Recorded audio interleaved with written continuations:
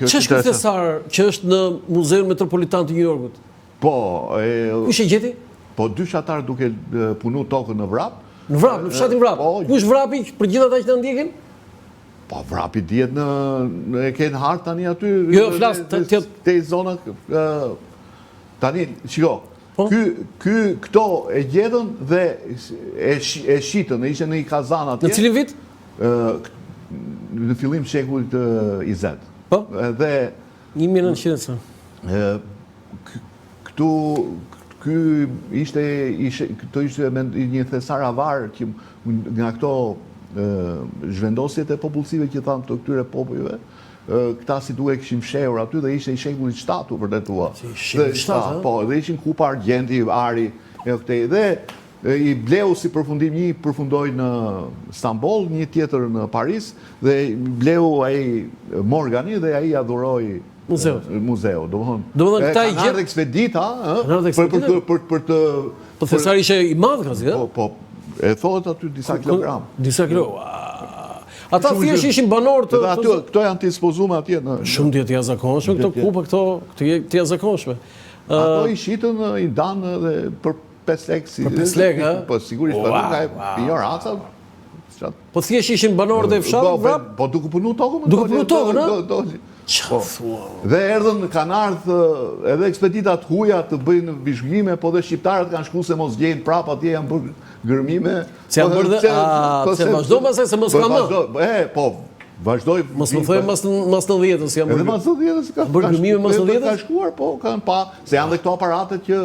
Detektor. Ka së gjetur gjë. Okej, foto tjetër... Me sa diu, nuk... Shumë interesant. Se dhe po ta gjetë do njërin s'do të regonde. Tani, kjo xhami e vjetër. Po. Këtu filloi gazi. Po, vetë këtu, më të hershmet janë ato pikturat e akvarelet e Eduard Lirit, 1848-ës. Që ka bërë pikturat. Edhe ai ka shkujt, ke njëra nga ato, e kam shpjegu, akvareli i afrohet shumë xhamisë vjetër. Po, ja këto janë. Po, shumë interesant. I kam dhe aty, unë, i kam paraqetur. Dhe po ta shohësh, është goxha e ngjashme. Po, po. Ishte Eduard Liri, nuk ishte? Po. A ishe nga pikturët më të mirë të Britanisë? Vetë rëndësia e kësaj ishte se ai u mor me pikturimin e kësaj. Dhe vetë të gjithë procesionet kryesore të faljes Bajramit e këto të Komunitetit Musliman, derisa ishte xhamia vjetër, bëshin. aty. Ishte kjo kryesore. Para saj që kemi sot te Dembeu. Foto tjetër që kemi pamje më të bukur. Këtu tani xhamive ka këto të historisë tani. Po, kjo është ajo që kam gjetë ke kultura islame, që tregohet që ajo u ndërtu në vitin 1023 Hijri, që i bie vitin 1614 me kalendarin tonë. Dhe vetë toptanët që u martuan me 4 vajzat e pinjollit fundit të Bargjinit, u lidhën me xhamin e vjetër dhe varet kryesore aty rreth rrotullt pa ishin varet e tyre. Varet e toptanëve?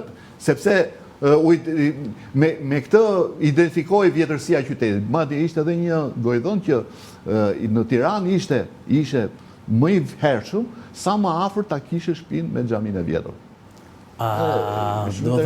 Kush kishte shtëpinë?